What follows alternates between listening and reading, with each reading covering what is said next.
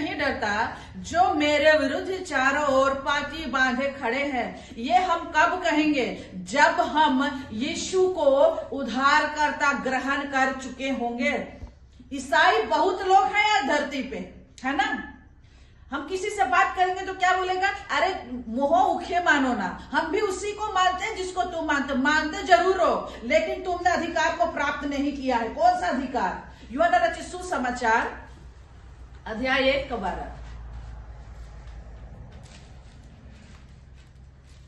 परंतु जितनों ने उसे ग्रहण किया उन्होंने परमेश्वर की संतान होने का अधिकार दिया, अर्थात उन्हें जो उसके नाम पर विश्वास रखते हैं। आमीन। आमीन। हर कोई अधिकार प्राप्त कर सकता है, लेकिन अधिकार प्राप्त करने से पहले क्या करना पड़ेगा? यीशु को परमेश्वर का पुत्र है, वो जगत का उद्धार करता है कह के ग्रहण करना होगा। अपने मुंह से अंगीकार करे, लिखा है रोमियो उसका 10:9-10 इस तरफ में नहीं पढ़ रहे, वहां पे अब नहीं जा रहे हम लोग। यदि तो यीशु को अपना मसीह करके विश्वास करे और मुंह से अंगीकार करे तो निश्चय उद्धार पाएगा, बोलता है।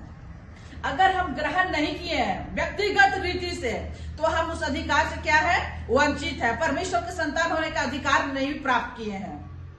सोच सकते हैं, जब हम परमेश्वर के संतान होने का अधिकार ही प्राप्त नहीं किए हैं, अधिकार ही नहीं मिला है, ईसाई तो भले कहला रहे, मसीही तो भले कहला रहे, लेकिन हम उस अधिकार को प्राप्त नहीं कर पाए हैं, तो हमारे साथ कुछ भी होने के लिए हम लोग जिम्मेवार हैं मेरे प्रियो। और अधिकार प्रभु ने किसे दिया है? हमने कहा जिसने यीशु मसीह को ग्रहण किया है। और क्या क्या अधिकार दिया है? लूका रचित सुसमाचार अध्याय 9 उसका 1। फिर उसने 12 को बुलाकर उन्हें सब दुष्ट आत्माओं और बीमारियों को दूर करने की सामर्थ और अधिकार दिया। आमीन।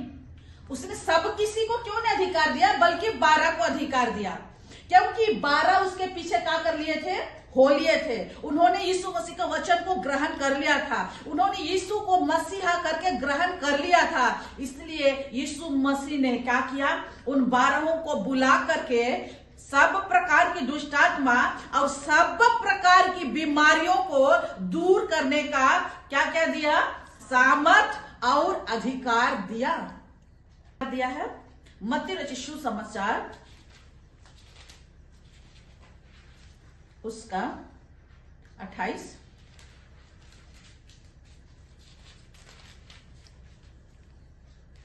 उसका 18, 19, 20।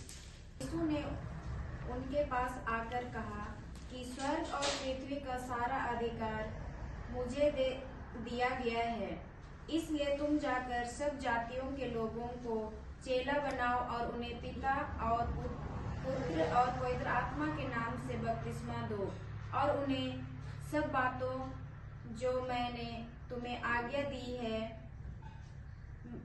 मानस, और देखो मैं जगत के अंत तक सदैव तुम्हारे संग रहूंगा। आमीन।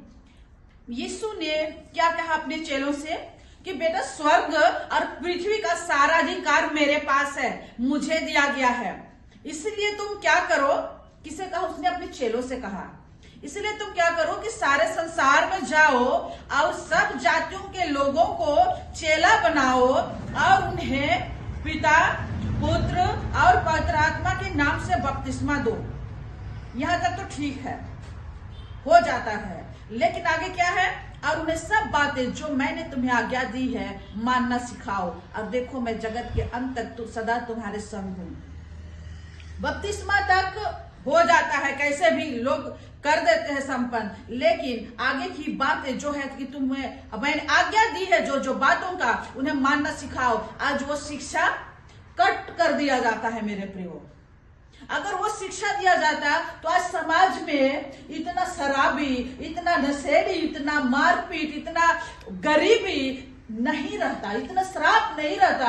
इतना कुछ परमेश्वर ने दे के रखा है, धरती जमीन दे के रखा है, जल नल सब कुछ दे के रखा है, और कहता है सारा अधिकार तो मेरे पास में है। इसके बावजूद मेरे लोग आज क्या है, गरीबी में जी रहे हैं, बीमारी में मर रहे हैं, नशे में मर रहे हैं, एक्सीडेंट में मर रहे हैं, नाना प्रकार की परिस्थितियों में मर रहे हैं, क्योंकि अधूरा ज्ञान के कारण से। ज्ञान के न होने से मेरी प्रजा नाश हो गई। तूने मेरे ज्ञान को तुच्छ जाना है, इसलिए मैं तुझे अपना याजक रहने के अयोग्य ठहराऊंगा, और इसलिए कि तूने अपने परमेश्वर की व्यवस्थाओं को छोड़ दूंगा। आमीन।